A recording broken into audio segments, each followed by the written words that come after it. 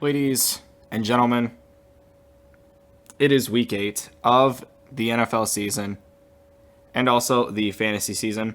Welcome to Pog's Block, an edition of the Primetime Fantasy. It's replacing the podcast this week, but it's not always going to replace the podcast. Nick is a busy guy. I am a busy guy. I'm not good at producing articles, so this is my second attempt at trying to put out my stardoms, my situms, some of the matchups you want to exploit and want to look for every single week. I'll try to get this out earlier on in the week while our podcasts come out later. This one's coming out just because it's a debut episode, my first time doing it. So, let's just get right into it. Quarterback, the big stardom is going to be Deshaun Watson, who's going up against the Raiders. He's at home against the Raiders. And Watson's a start every single week, but the Raiders, one of the worst pass defenses in the league. I think Watson has the potential to make this a shootout because the Texans' pass defense also not that good. I think Deshaun Watson, that pass offense, it's going to be a very pass-efficient game. I actually have both of the running backs, Josh Jacobs and Lamar Miller, on my situms. We're not going to talk about them this episode, but there's going to be a lot of passing in this game. Raiders, bad pass defense. Look for Deshaun Watson to get either the number 1 or number 2 quarterback of the week, like he has the potential to. Kenny Stills is a sleeper option. DeAndre Hopkins, look for him to kind of break out and do a little bit more than what we're accustomed to seeing him do this week. I'm trying to think. I'm trying to think of any other Houston receiving options. Carlos Hyde always, going to be a good flex option for you. So Deshaun Watson is on my stardom. On my situms, I have Carson Wentz of the Philadelphia Eagles. He's going to become a buy low candidate pretty soon, but as of right now, he does not have a pretty good schedule coming up. He has the Bills, the Bears, and the Patriots as his next 3 matchups. He's not going to do well in any of those games. So what I'm telling you to do right now, and I see a lot of people saying sell high on him, but I'm going to say buy low. Because once he does bad against those teams, he has his last 4 weeks against the Dolphins, the Giants, the Redskins, and the Cowboys. Those are his last 4 weeks of the fantasy year, not of the actual season. So the Cowboys, not the most appealing matchup, but if you're pretty sure you're going to the playoffs and you think you're going to need a quarterback to start each of those games, his last 4 weeks, Dolphins to get you in the playoffs, and then the Giants, Redskins, Cowboys are going to be his playoff matchups. So definitely a guy you can start a quarterback all 3 of those weeks. Cowboys, he's not going to be nearly as efficient as he will be against the Giants and Redskins because their defenses stink. But he's going to be a very good quarterback for the weeks that you're going to want to start him in the playoffs. So Carson Wentz is not going to do this week. I would sit him this week. But if he is not on your roster, he's going to become a buy low candidate after he plays terrible against the Bills, the Bears, and the Patriots. So look for him to be a buy low candidate. If his owner is getting a little frustrated with him, if he starts him for whatever reason, and he gets a little frustrated, try to persuade him, try to give him, maybe a Kyler Murray for someone like him. Carson Wentz, sit him this week, but he's going to become a buy low candidate in the future weeks. My stardom for running back is going to be Todd Gurley. Now, I know the Rams backfield, not a pleasant situation. I'm well aware of that, but he's going up against the Bengals this week. Bengals, terrible run defense and terrible team in general.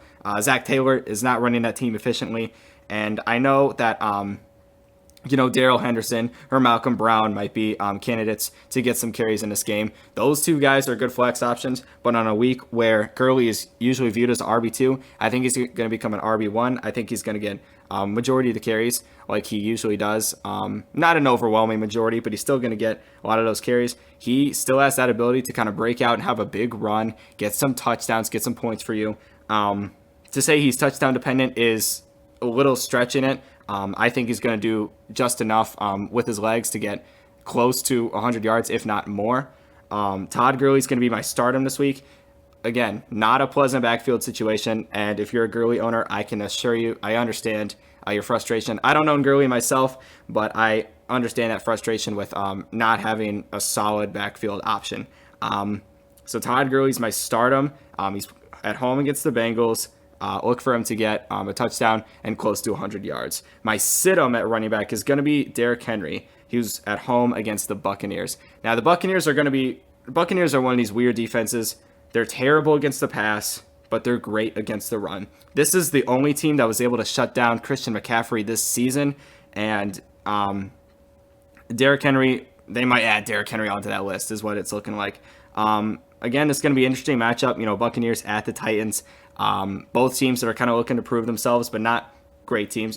Those average, good, not great teams. That's what this matchup's looking like. And I think the Titans are going to be looking to pass a lot. Buccaneers have not been good against the pass. They've been great against the run. Maybe it's Vita Vea. Maybe it's Ndamukong Suh. I don't know, but great against the run. They're going to hold Derrick Henry to not too many yards. Derrick Henry's going to be a touchdown reliant guy. If they get in the 1 yard line, they need him to push it in. He's going to be able to do that, but he's going to be a lower level flex option for me this week. When most weeks I see him as an RB2, just going to be a touchdown dependent guy against the Buccaneers, who are great against the run. That is my sit-em. My stardom at wide receiver is DK Metcalf. He's been producing a lot nicer than what I expected him to. I expected him to be, start getting reps around this time. He's been doing great for what I projected him to get to. And he's going up against the Atlanta Falcons. Now, the Atlanta Falcons are starting Matt Schaub. And now I know it's on the other side of the ball, but the Falcons and a team, just as a team, are not motivated to do a whole lot. Now that Matt Ryan's out of quarterback, actually might motivate him because Matt Ryan has not been playing pretty well. But the Falcons defense stinks. It's just not a very well motivated team. DK Metcalf is the number one outside receiver on that team. Tyler Lockett's going to get a lot of the targets, a lot of the catches, but DK Metcalf's going to be able to get in there and do well against. He'll be going up against Desmond Trufant, but I think he's going to be able to get one up on him a few times. Again, not a great pass defense, not a great team. DK Metcalf, somebody who you're kind of fringe starting every week, flex guy. I think he has wide receiver 2 potential this week. I think he's going to be able to do well against the Atlanta Falcons, who are not a great team. My sit-em this week it might be surprising to you. It's going to be Allen Robinson.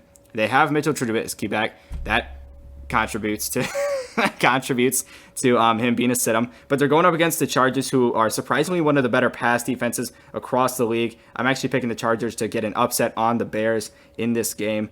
Allen Robinson, the stats say that Chargers have been one of the better pass defenses in the league so far, and it's looking like Allen Robinson is going to be a victim of that. Mitchell Trubisky, not the best quarterback in the world. We saw that last week. We've seen that every other week he's played.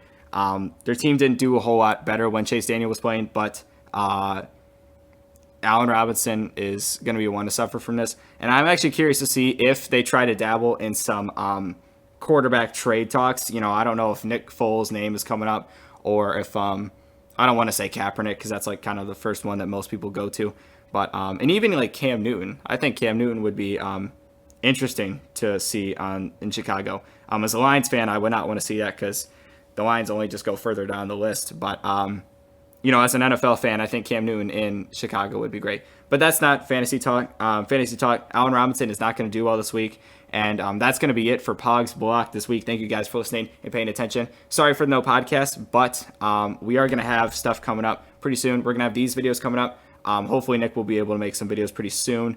And enjoy your week. Enjoy your weekend. Have fun in fantasy. Remember, it's just a game. Some of you have a lot of money on this line, but at the end of the day, we're all just looking to have fun. So enjoy your week. Enjoy your day. My name is Garrett, and this has been